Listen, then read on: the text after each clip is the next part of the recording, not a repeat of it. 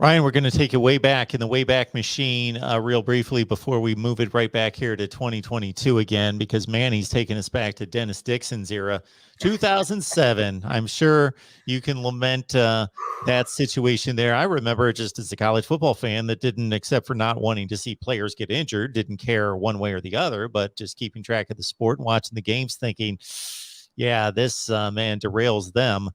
They were on a roll at that point, and just faltered down the stretch, of course. And we're talking 2007, Dennis Dixon, the quarterback for Oregon, going down. And that's kind of the idea of when we really started that national brand. That was, I think it started with Joey. It started with the redoing the O, around the turn of the century. But that first year with Chip Kelly, first couple of years, Chip Kelly's the offensive coordinator. He gets Dennis Dixon to a completely different level than you'd ever seen him play before.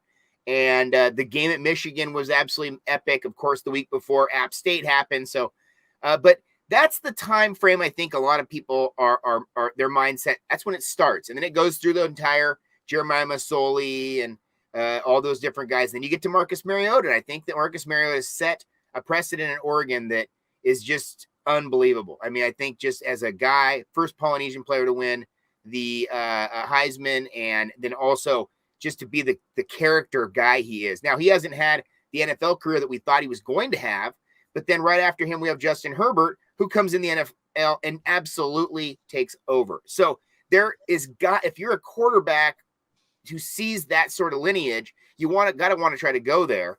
The only issue is when you lose a guy like that, there tends to be a little bit of a gap between the next one. And it's always difficult in transition to keep a guy in-house who knows he's going to have to sit another year. And Justin Herbert came back for his senior year. People wanted him to go after his junior year and be a top 5 quarterback or top 5 pick, possibly as a quarterback. So I really like the idea of going back and saying, hey, who were those guys that were really special?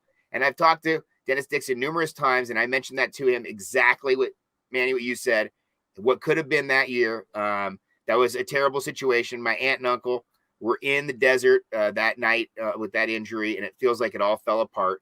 And then they kind of rallied and, ended the year on a high note. And then they went into that next year, and it really started kind of the next level of the Chip Kelly era. But it's amazing to see the similarities, I think, when you look at this team, what's going to be now for Dan Lanning, and that team then.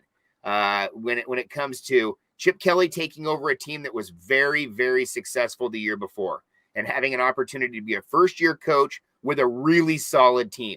And I think that's what's unique about Dan Lanning this year. This is not an average first-year, first coach, head coach situation.